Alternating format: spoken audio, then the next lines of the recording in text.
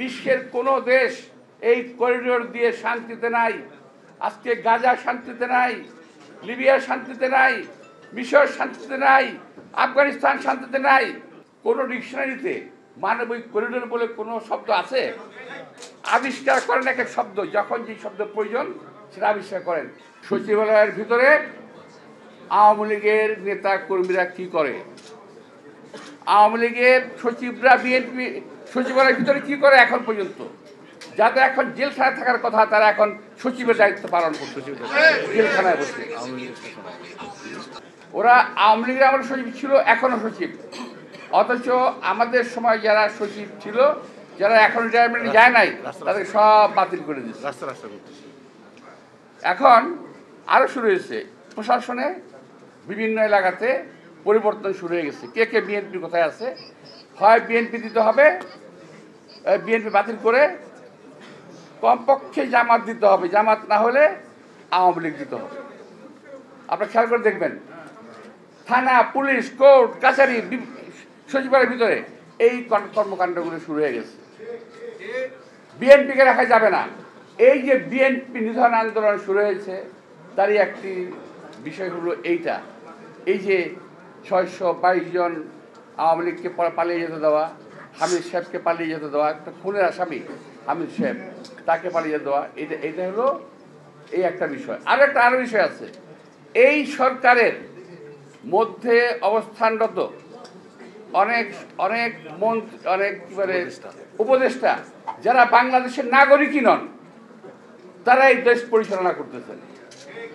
এখান থেকে নজর ফিরিয়ে নেওয়া। আমার মনে হয় মাঝে মাঝে আমরা কি ঔপনিবেশিক শাসনে আছি? আমার মনে হয় যে আমরা দেশের মানুষের শাসনে নাই, আমরা ঔপনিবেশিক শোষণে আমরা আছি। নইলে আজকে একটি কথা আমি দেখছি, একটি জিনিস, সবাই তো দেশপ্রেমিক করে দাবি করেন। ভাই, আমিও নিজেকে একজন দেশপ্রেমিক নাগরিক হিসেবে দাবি করি। আমি অন্য কোনো কারো কথা বলছি না, আমি আমার নিজের পক্ষ থেকে বলছি, দায়িত্ব নিয়ে বলছি যে আমি কেন ইচ্ছা করলে সেন্ট মার্টিন যেতে পারি না, আমি কেন ইচ্ছা করলে সাজেক যেতে পারবো না, আমি কেন ইচ্ছা করলে বাগাইছড়ি যেতে পারবো না। আমি একটু এই সরকারের কাছ থেকে জানতে চাই, আমরা কি কোনো পরাধীন রাষ্ট্রে বসবাস করি? আমাদের কি সেন্ট মার্টিন, বাগাইছড়ি কিংবা সাজেক যেতে পাসপোর্ট ভিসা লাগবে? আমি এই সরকারের কাছে স্পষ্ট উত্তর জানতে চাই, ঘটনাটা কি। আমি এটাও বুঝি না, আমার এনসিপি ভাইয়েরা যারা বলতে চান দ্বিতীয় স্বাধীনতা, তারাই সন্দেহের কথা বলছেন না কেন? তারা কেন কথা বলছেন না? আর কেউ যদি আমাকে প্রশ্ন করে আপনি কেন বলছেন, আমি বলছি এই কারণে এই দেশটাকে আমরা যুদ্ধ করে স্বাধীন করেছি।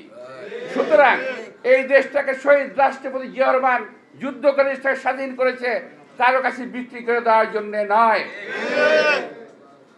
প্রিয় ভাইরা,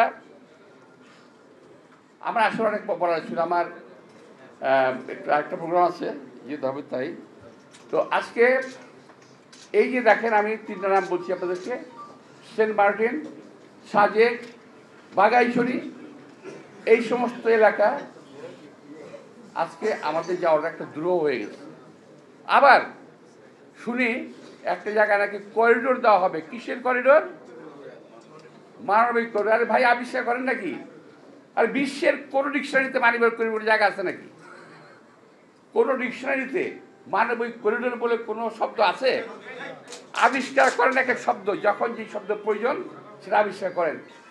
বাংলাদেশের অভ্যন্তরের কোনো করিডোর কিংবা প্যাসেজ দেওয়ার কোনো সুযোগ নাই জনগণের মতামত ছাড়া।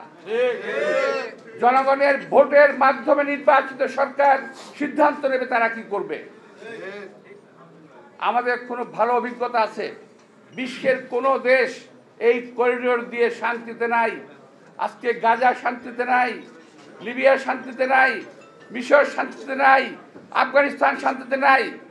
আমার সেক্রেটারি সাহেব ফখরুল ইসলাম সাহেব বলেছেন, এই দেশকে আমরা গাজা বানাতে চাই না। আসলে তাই, আমরা এই দেশকে